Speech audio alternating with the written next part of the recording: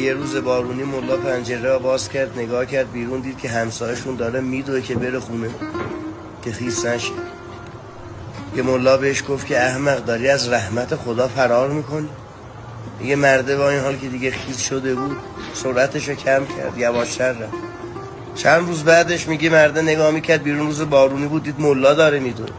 گفت آی ملا، مگه یادت نیست همین حرفا چند روز پیش من زدی؟ گفتی از رحمت خدا فرار نکن. گفت دیوونه، برای همین میدونم زودتر برم خونه که بیشتر پا رو رحمت خدا نزن.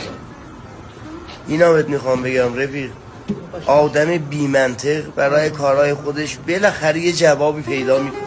تو باهاش بحث نکن، تو حواست به کار خودت باشه.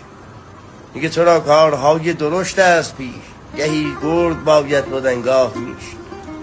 این روزگار باید با هر کی مثل خودش برخورد.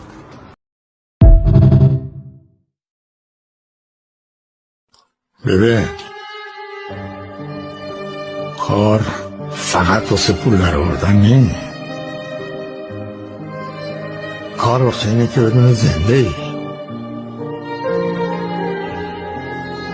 وقتی کار داری، وقتی به فکر کارتی، زنده ای، نمیافتی.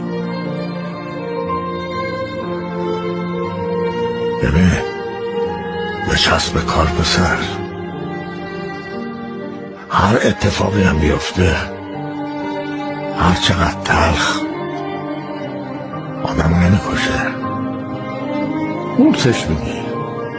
یه چند سبایی دهنه تلخه، اما زنده ای.